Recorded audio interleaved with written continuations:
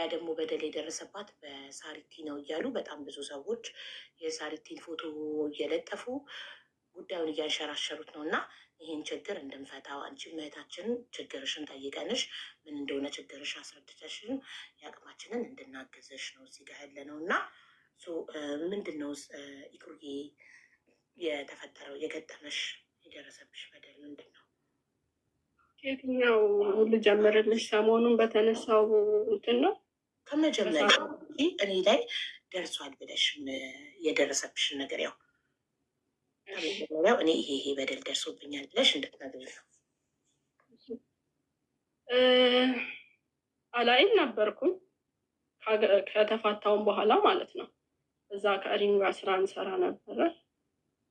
ከሪም ጋርም ካቆምኩ በኋላ እዛው አላይን ነበረ የምኖረው ማለት ነው። ገብቶሻል? ከዛ ታመምኩ። በቃ ምንም ነገር ሊስማማኝ አልቻለም።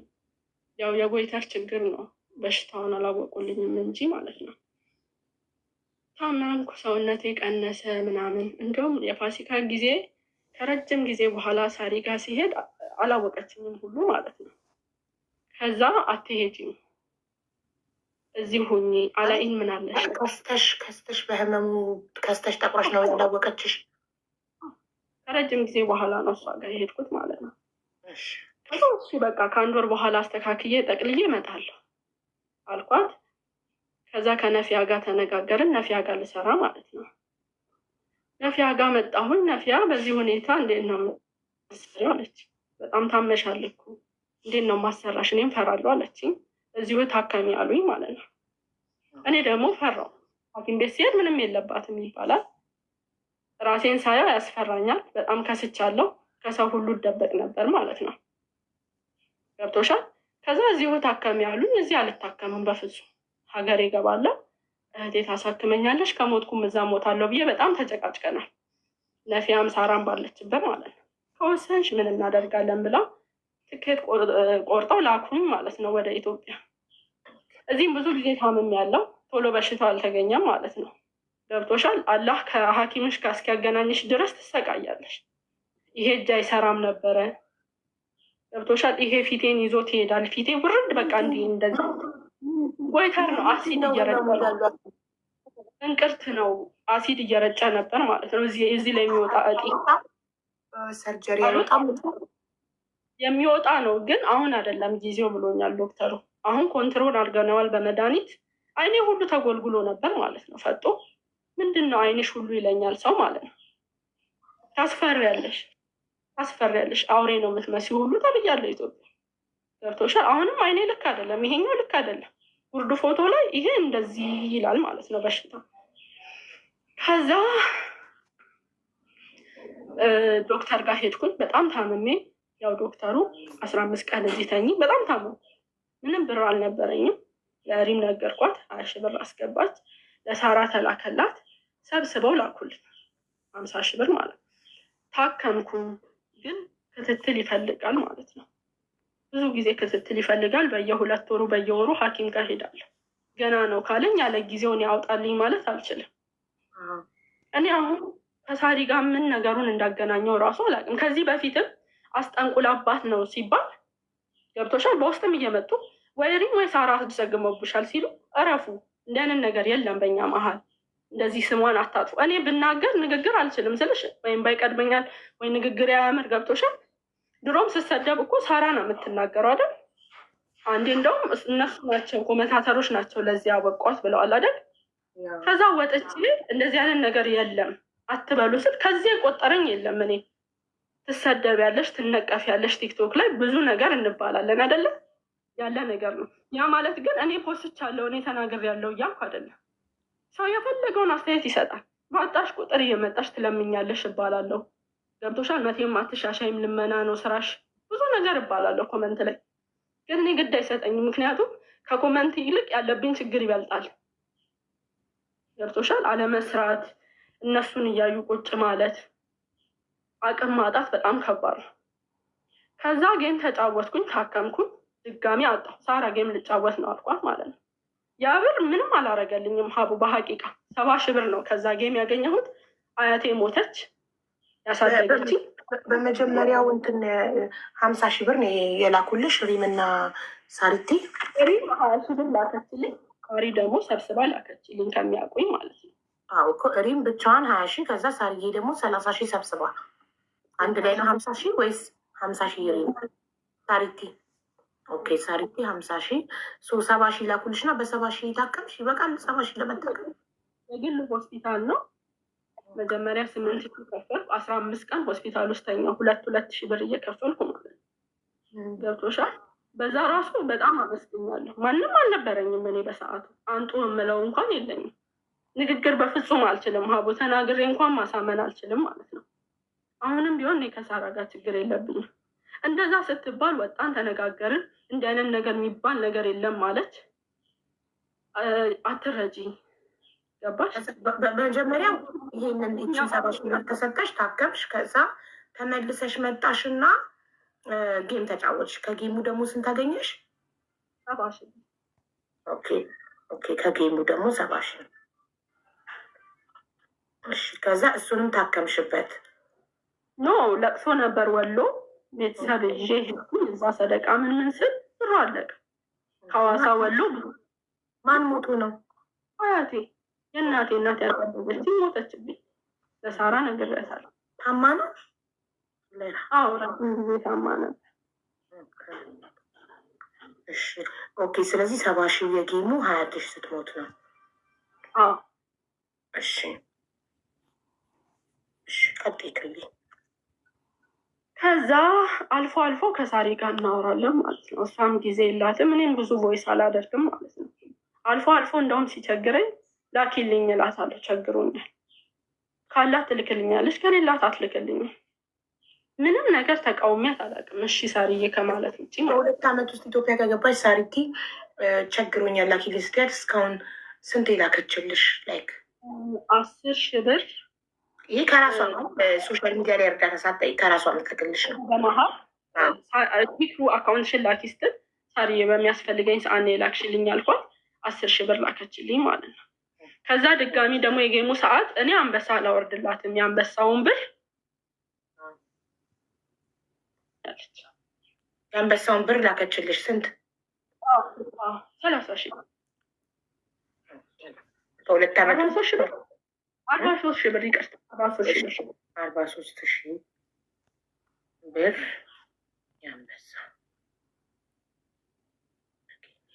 ኦኬ እስከ ራሷ ከኪሷ 43,000 የአንበሳ ጌምሽን ያው ቲክቶክ ከሚቆ ብላ 43,000 ብር ሙሉ የአንበሳውን መባት ላከችልሽ። አንዴ ደግሞ 10,000 ብር ላከችልሽ። አንድ ላይ 53,000 ከራሷ ከኪሷ 50,000 ደግሞ ሰብስባ። ከዛ የመጀመሪያውን 70,000 ታከምሽ። ከዛ በሁለተኛው 20,000 ሞቱብሽ እና ጌም ተጫውተሽ 70,000 ያገኘሽ ከጌም። ከዛስ ሌላ ምንም የተደረገልሽ እርዳታ የለም? ነው የምኖረው። አንድ እህት አለችኝ። አስቤዛ አደርጋለሁ። ሐኪም ቤት በየ2 ወሩ ሄዳለሁ። መድኃኒቴ የወር ነው። ፒቲዩ በጣም ውድ ነው። መንግስት ካላገኘች በጣም ውድ ነው። እሱን ውጣለሁ። ድጋሚ ደግሞ የልብ የምትዋጣለች። እሱም በየጊዜው ነው የምገዛው ማለት ነው። በቀን 9 ፍሬ ነው የምወስደው መድኃኒት። ከዛ በቃ እንትኑ ኮንትሮል ከሆነ ለዶክተሬ ሄጄ ልስራ። ስራ መጀመር አለብኝ። አልችልም እንደዚህ እየከፈልኩ አልኩት። በጣም በየ2 ወሩ ሲሄድ ሙሉ ምርመራ ነው የማደርገው። ጉበቴን ቼክ ያደርጋል። መድኃኒቱ ጎድቷታል አልጎዳትም ብሎ የልቤ የምታያል ብዙ ነው የምታወጪው፣ የግል ሲሆን ማለት ነው። ገብቶሻል? ከዛ ነፊያ እሺ ብላ ቪዛ ወጣችልኝ። ቪዛው እንደወጣልኝ ለሳራ ላኩላት። እሰይ ልትመጪ ነው አለች። እኛ ቪዛ ወጥቶልኛል አልኳት።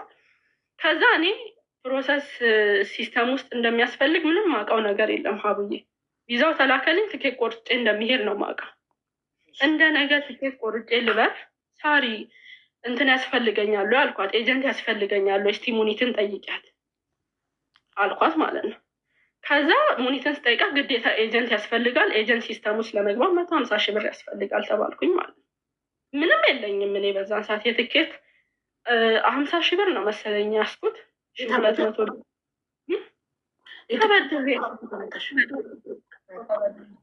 ይሄድ ነው ከፍላለሁ ብዬ ማለት ነው። ኦኬ ሰርቼ እከፍላለሁ ብለሽ 50,000 የትኬት ተበደርሽ። ናፊ ቪዛ ተላከችልሽ? ኦኬ የትኬቱ በረራ እንደ ነገ ሊሆን እንደ ዛሬ የኤጀንት 150,000 እንደሚፈለግ ተነገረሽ? በረራሽ እንደ ነገ ሆኖ በአንድ ቀን? ኖ እኔ ማውቀው ቪዛው አለኝ፣ ትኬት ቆርጬ መብረር ነው። ትኬት መቁረጥ አያቆይም ታውቂያለሽ። ግን ግዴታ ኤጀንት ውስጥ ሲስተም ውስጥ ገብተሽ በሲስተሙ ምክንያት ፓርኮድ ሲወጣልሽ ነው። በዛ መሰረት ነው ትኬት የሚቆረጠው አሉኝ ማለት ነው። ስለዚህ ከመቁረጥሽ በፊት ጠየቅሻት ሳሪቲን ምን ያስፈልገኛል ስትያት፣ ሳሪቲን ሙኒትን ስትጠይቃት በኤጀንት ማለፍ እንዳለብሽ ተነገረሽ? አቡ ይቅርታ እሺ፣ ስነሳ እንትን እንዳይልሽ ከስተመር ስላለብኝ። እሺ ሳሪ ምንም ችግር የለም። እና ለኤጀንት 150,000 እንደሚያስፈልግ ተነገረሽ እና ደግሞ የለሽም እጅሽ ላይ ያለው የትኬት 50,000 ብቻ ነበር። ከትኬቱ በደላላ ሲስተም ውስጥ ገቢያለሽ ተባልኩኝ። እማውቀው ኤጀንት ነበር ድሮ። ኦኬ እዛ ሲስተም ውስጥ አስገቡኝ። ድጋሚ ተመለሽ ተባልኩ። ኦልሬዲ እኔ ተሰናብቼ ምናምን ሻንጣ ገዝቼ ልብሴን ይዤ ነው ወደ አዲስ አበባ የሄድኩት። ተመለሽ 20 ቀን ያስፈልጋል ግዴታ ፓርኮድሽ እስኪወጣ ተባልኩኝ ማለት ነው። ከዛ ያን እንትን ጨራርሼ ተመለስኩ ፓርኮድ እስኪወጣ ማለት ነው። ነፊያ ደግሞ እንትን ቪዛሽ ሊቃጠል ነው፣ ቪዛሽ ሊቃጠል ነው፣ ቪዛሽ ሊቃጠል ነው አለችኝ ማለት ነው። አንድ ቪዛ ከወጣ እኮ 60 ቀን መቆየት ይችላል አይደል? የኔ በዚህ በፕሮሰሱም በምኑም ከ1 ወር በፊት ሀገር ውጭ ከሆንሽ አይሆንም አለች። ግዴታ በራተል በለድ ከሆንሽ አይሆንም፣ ወደ ውስጥ መግባት አለብሽ አለች። ረመዳን ሰሞን ማለት ነው። ከዛ ተመለስኩ። ፓርኮድ እስኪወጣልኝ ጠበቅኩኝ። ነይ አሉኝ አዲስ አበባ ማለት ነው ኤጀንቶቹ። ድጋሚ አዲስ አበባ ሄድኩኝ። ድኛ አይደለም ሀቡ መስራት ስላለብኝ ነው። ምክንያቱም የሰው ፊት ሰው እጅ በጣም ያስጠላል። 10 ጊዜ ሰው አታስቸግሪ፣ ማንም ግዴታ ስለሌለበት ማለት ነው። ከዛ ሄድኩኝ። ድጋሚ አይሆንም አሉኝ። ኤርፖርት ገባሁ። እህቶቼን ተሰናብቼ በኋላ ፓስፖርት ወጥቶልሽ ተመልሰሽ ትኬት ተቆርጦ ገባሁን። በኢታሀድ ነበር የተቆረጠልኝ ማለት ነው። ከዛ ወረቀቴን ሳሳይ የሆነ ወረቀት ብቻ ጎሏል አሉኝ። ሶሪ አሁን መሄዳችን ትኬትሽን አስተካኪና በሚቀጥለው አሉኝ ማለት ነው። ወረቀቱ የጎደለው ከማን ነው? ከኤጀንቱ ነው ወይስ? ከኤጀንቱ ነው ወረቀቱ። ኤጀንቱ በአንቺ በኩል ነው የተገኘው? እኔ በኩል 150,000 ሳትከፊው ሰርተሽ ልትከፊው ተስማምታችሁ ነው? እሺ ተመለስኩኝ ለሁለተኛ ጊዜ ማለት ነው። በሶስተኛው 56,000 ብር ከፈሉና ተስተካከለ። 56,000 ነው የላከልኝ። ትኬትሽ ተስተካክሏል ተባልኩኝ። ሄድኩኝ። የኢትሃድ በረራ አለ ተብዬ ማለት ነው። ግን ጦርነት ነበር። ጭራሽ የኢትሃድ ፕሌን አልመጣም። 3 ቀን ሆነው አሉኝ ማለት ነው። ድጋሚ ማለት ነው። አስቢ ምን እንደሚሰማሽ። በጣም ነው የከፋኝ። አንድ ተስፋዬ መጥቼ መስራት ነበረ፣ አልሆነ። ገብቶሻል? ሶስተኛ ጊዜ አልመለስም ከአዲስ አበባ ብዬ ሁሉ ነበር ማለት ነው። ብዬ አላህ በሚያውቅ በጣም ህይወት በጣም አስጠላኝ። ገብቶሻል? 10 ጊዜ ሰውን ማጠይቅ የሚሰለችሻል። የራስሽ ችግር አለ፣ ሄደሽ መስራታችን በሽታው አለ። አስቢ ምን ሊሰማኝ እንደሚችል። በግድ ተመለስኩኝ ወደ ሀገር ማለት ነው። ባጃጅ ውስጥ ያኝ አፋቸውን ይዛሉ ማለት ነው። በቃ ካልሆነልሽ ምን አታገለሽ አገርሽ ስሪ ምናምን የሚለኝ ብዙ ነው። የሆነ የአሽሙር ያለ አረፌ ቁጭ አልኩ። በጣም 3 ቀን ሙሉ ደበረኝ፣ አለቀስኩኝ። ለምንድን ነው እኔ እንደዚህ የምፈተነው አልኩ። ገብቶሻል? ከዛ በኋላ እንዴት ነሽ ያለኝ የለም። ምን ሆንሽ፣ ምን ደረሽ፣ ምን ሆንሽ፣ ምን ተሳካልሽ ያለኝ የለም። አልፎ አልፎ ላይቭ እገባለሁ፣ አለቅሳለሁ፣ እጫወታለሁ። ለምን ዱባይ አትመጪም አሉኝ። ከስንት አንዴ ገብቼ ለምን ዱባይ አትተሻሰሪም ሲሉኝ ሳልሞክር ቀርቼ አይደለም ሞክሬ ነው። ግን ትኬቴ እንደዚህ ሆነብኝ ብዬ እርር ብዬ አለቀስኩ ማለት ነው። ከዛ አንዳንድ እህቶቼ ምንድን ነው የቸገረሽ እንደዚህ ምናምን ብለው በውስጥ ጠየቁኝ ማለት ነው። ከዛ ባለፈው ያው እኔ ሁሌ ለማኝ ነው የምባለው። ወጥቼ አለቀስኩም። ቪዲዮ መስራት ጀመርኩ እንጂ በ100,000 ፎሎወር ብላ አንዷ ሰጠችኝ። ሀቡ ይሄን ፊቴ ምንም ላደርገው አልችልም። ኦፍኮርስ በፊልተር ነው የምሰራው። ፊልተር ደግሞ ፊቴ ሊቀበል አልቻለም። ጉዳቱን አላውቅም። ስክሪን ሾት እያደረጉ ይቀልዱብኛል ማለት ነው። ድሮና አሁን እያሉ አያለው። ምንም አይደለም። ምክንያቱም ይደግፍሽ አለ ማይደግፍሽ አለ። ትችት ያለ ነው ሚዲያ ላይ እስከወጣች ድረስ። የሆነ ቪዲዮ ላይ ኢክራም ወታ እንዲሁ የሳራ ስም ደግሞ ድጋሚ ጀመረ እንደ አዲስ ማለት ነው። እሷ እንደዚህ አርጋት ነው። እኔ ኖርማል ቪዲዮ ፎሎ አድርጉት በ100,000 ፎሎወር ብዬ ነው የሰራውን። ጀመሩ ፎቶ አድርገው ኢክራም ወታ በለመነሽ ቁጥር እናንተ እነ ሳራን ለምን ትተቻላችሁ ሚል ቪዲዮ ላይ መዓዛ ሪፖስት አደረገች። ያቺ ልጅ እኔን እየነቀፈች ነው በስትክክል ማለት ነው። ማንም ወዶ አይለምንም። እዛ ቪዲዮ ላይ አንድ የልመና ነገር የለም አለ። አሁንም ቪዲዮ ማዚፋሽን የሳሪቲ ጓደኛ ሪፖስት አደረገች ቪዲዮን። ደንብ ታውቀኛለች በአካል ያን ያህል ቅርበት ባይኖረንም እንተዋወቃለን። ገብቶሻል? ሪፖስት አድርጋ ይቼ እንቅልፍ አጣው። በቃ የማታውቂው ሰው የፈለገውን ያርግ። ግን እኔ እንደዚህ የምባልበት ቪዲዮ ላይ እንዴት ሪፖስት አደርጋለች? ከዛ ኢድ ሙባረክ ላይቭ ገብቼ ጠየቁኝ፣ ነገርኳቸው። እኔ ከፍቶኛል፣ ስም ራሱ አልጠራሁም። እኔ ከፍቶኛል። እኔ የምሰደብበት ቪዲዮ ላይ ሪፖስት አየሁ። ሳራ ናት። ሳራ ብቻ አይደለችም፣ ጓደኛዬ አይደለችም። የእሷን ስም አታንሱ። የእሷን መዓዛ ናት ሲሉ ራሱ ጸጥ ነው ያልኩት። የከፋኝን ተናገርኩ። መፋፋም ጀመረ። ግማሹ ሳይድ እኔን ይሰድባል፣ ግማሹ ሳይድ ሳራን ይሰድባል። አቡዬ ገብቶሻል? በራሴ ወጥቼ ተቸግሬያለሁ። በቃ ደግፉኝ። ሞክሬም አልሆነም። እህታችሁ ነኝ፣ አቋቁሙኝ፣ ስራ ልጀምር አልኩኝ። ገብቶሻል? ከዛ ብዙ ነገር መሰደብ ጀመርኩኝ በእነሱ ማለት ነው። እኔ ከሳራ ጋር ምን ሊኖርብኝ ይችላል? ንገር። በእነማን ብዙ ነገር መሰደብ ጀመርሽ? በእነማን? መዓዛ እና ቱቱ ሰደቡ። መልክ ትሰራለህ ምናምን፣ ስለ ድሮ ስራ አስገብተናት ምናምን ማለት ጀመሩ። እዛ ገዝተ ሳራ አላስቆመችም።